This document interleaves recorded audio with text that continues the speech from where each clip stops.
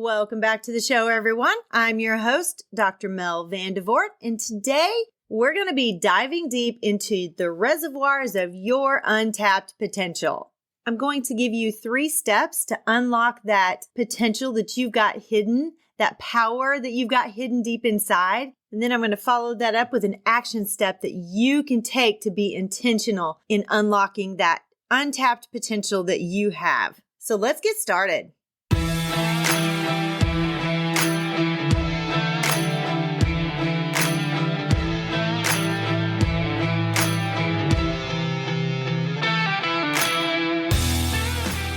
Hi, friend. Are you ready to move into a leadership position? Do you have interests and ambitions that you want to pursue, but feel like you don't know how to take that next step? Maybe you want to start your own coaching or consulting agency. I'm Mel, and I help educators define their career path through correct mindset, knowing your options, and getting prepared for your career transition. I will show you how to level up your leadership skills, share your expertise in a new way, create impact on a larger scale, and put your leadership in motion. As an educator for over 20 years, I started to feel underused and like I had more to give. I knew when the time had come for me to leave the classroom and affect change on a larger level.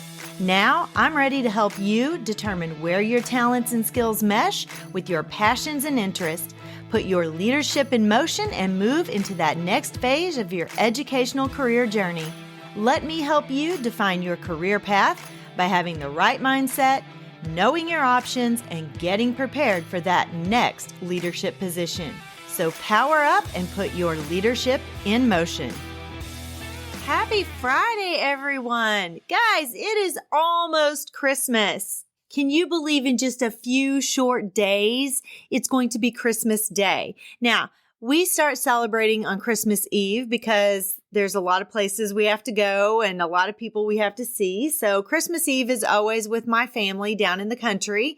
And we have our traditional things that we have, our traditional foods and our traditional fun. So I'm pretty excited about that.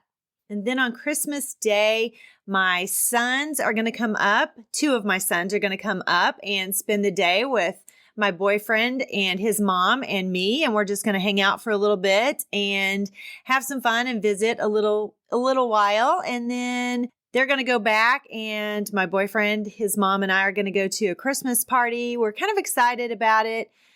Then the next week, my son has jaw surgery, and it's going to be pretty rough for him. So he's going to be eating a whole lot for the next few days because once he gets the jaw surgery on the 27th, food is going to be not something that he's going to be partaking in for a few days for sure. He won't be able to eat solid food for quite a little while. And if you knew my boys, they are meat eaters. They love meat and they love potatoes and they love things like that. So it's going to be pretty rough for him because he's going to be several weeks without solid food like that. So anyway, keep him in your prayers because this is going to be a little bit of a recovery period. He won't even be able to work for a couple of weeks. And so if you wouldn't mind keeping him in your prayers on Wednesday during the surgery and then for a speedy recovery after that, I would really appreciate it. And then my youngest son, I got a call the other night from a number that I didn't recognize. So I called it back because I knew it was semi-local and it was the instructor where my son goes to school. And he's like, yeah, I'm in the emergency room with Luca. He got his hand in the grinder and they sent me a picture. It looked awful. It was bad. So he has some stitches. He only ended up with 4 stitches. So it wasn't too bad, but it really did not look good in the picture. I haven't seen him in person yet because he's still at school and they sewed him up. He got some new leather gloves. Yeah, that's it. The grinder didn't just go into his hand. It went through a leather glove and then into his hand. So it had some force behind it.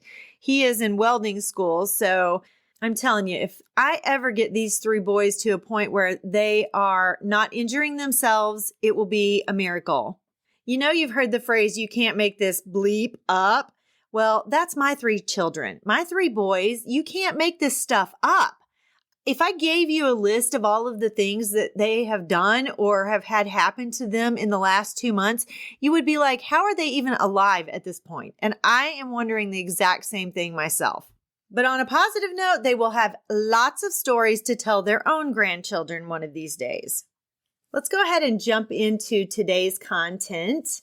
Guys, you have so much potential hidden inside. It's just sitting there waiting for you to take bold action, to do something, to put it in motion. Potential is that untapped well of resources that's buried within you.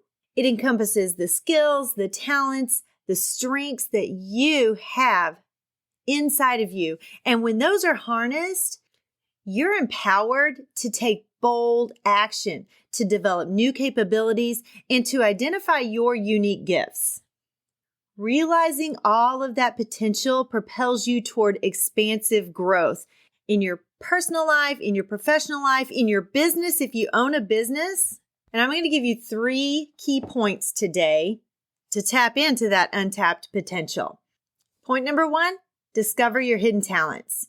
Your potential is a treasure trove of undiscovered talents. To identify and nurture these hidden gifts, start by reflecting on activities that bring you joy and fulfillment. Get some feedback from some people. Ask your friends, your family, your colleagues about what they perceive as your strength areas, and then write those down.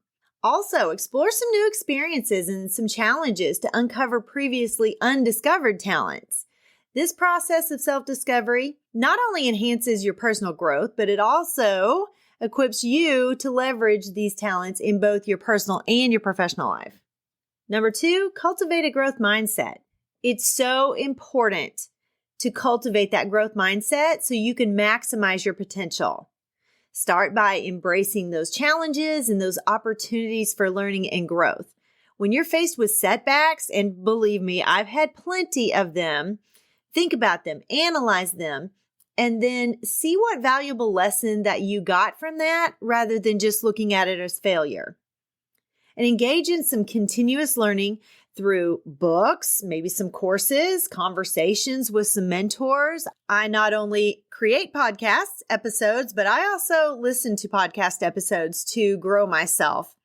Surround yourself with a very supportive network that encourages you to have that positive mindset. When you consistently adopt a growth-oriented perspective, you're going to amplify your potential so much, and you're going to be able to navigate your journey with resilience and adaptability. And number 3, turn your passion into purpose. Your passions serve as that compass for unlocking that untapped potential. Start by listening to your passions and identifying some common themes that you have or some values that you have, and explore how these passions align with your personal and your professional goals. Set some specific goals that are actionable goals and that integrate your passions into your daily life.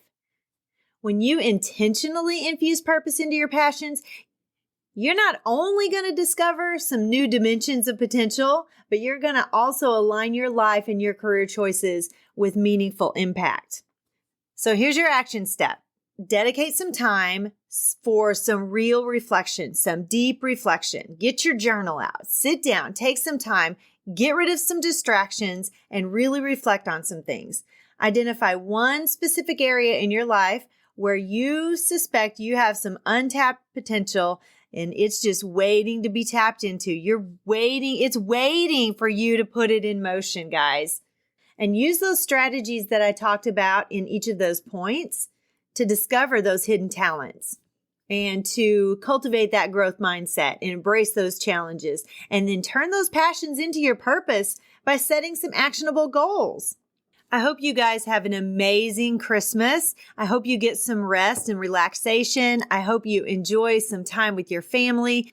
I hope you eat too many cookies and enjoy every minute of it and have zero guilt, because you know what? They've always said that there are no calories in holiday food. So enjoy yourself, eat as much as you want, drink some coffee, drink some wine, do whatever you want to do, but enjoy your time off. And I will see you back here next week, same time, same place for part 3 of the 4P process to go from believing to achieving. Bye-bye.